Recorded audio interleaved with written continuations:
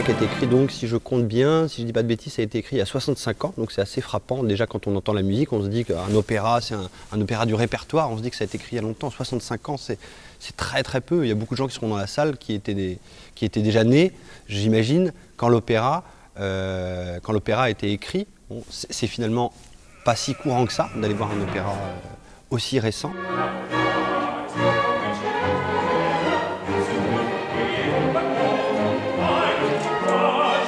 Le théâtre de Caen qui m'a incité à franchir le pas pour réaliser mon premier opéra. C'est un désir de Patrick Foll, de Ludwig Chenet, de me voir faire mes premiers pas dans ce monde-là. Ça fait 5 spectacles que je présente ici, des spectacles que j'ai répétés ici. Et puis je crois qu'ils ont vu dans ma façon de faire du théâtre quelque chose de très visuel, de très cinématographique, un rapport aussi chorégraphique au plateau, et puis quelque chose d'orchestré d'une certaine façon dans les différentes disciplines à l'œuvre dans les spectacles que j'ai pu proposer ici. Et je crois qu'ils savent que je suis un enfant du pays.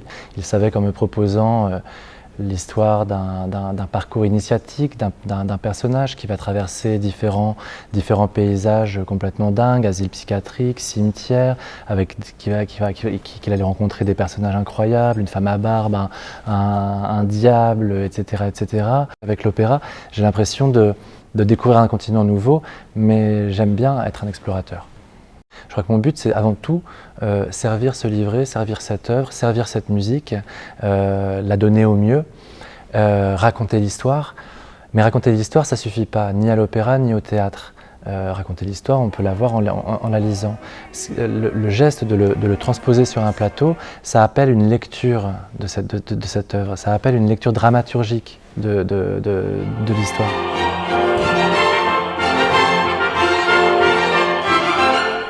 L'opéra, c'est énormément de corps de métier, évidemment différents. Et c'est ça, moi, que j'aime particulièrement, c'est de rencontrer des personnes qui travaillent dans un domaine complètement différent. Et pourtant, on fait un projet, on va faire un objet, le soir, la première du Rex, qui est absolument commun.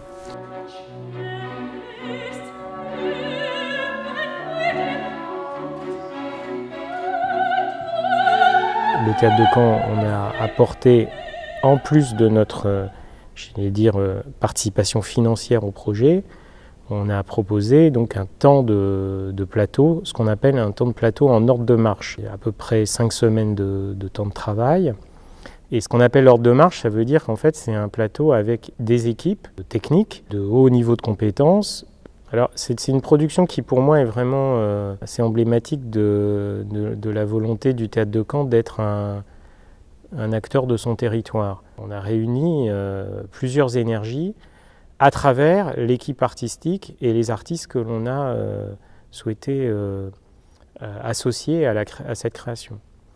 Alors, au premier chef, il y a le binôme, entre guillemets, qui porte le projet, que ce soit le directeur musical Jean de Royer ou le metteur en scène David Bobet. L'un comme l'autre sont des personnalités de la région Normandie. Et puis il y a l'orchestre, cette phalange de musiciens qui est ici basée sur l'agglomération de Caen.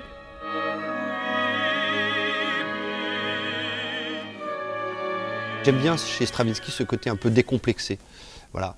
Stravinsky, il a envie d'écrire un opéra à l'ancienne, et j'aime beaucoup le fait qu'il ait voulu faire un opéra contemporain, mais avec une forme très ancienne.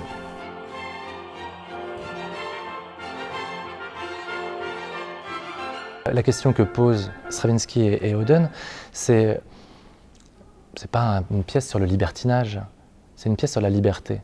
C'est une pièce sur le libre arbitre.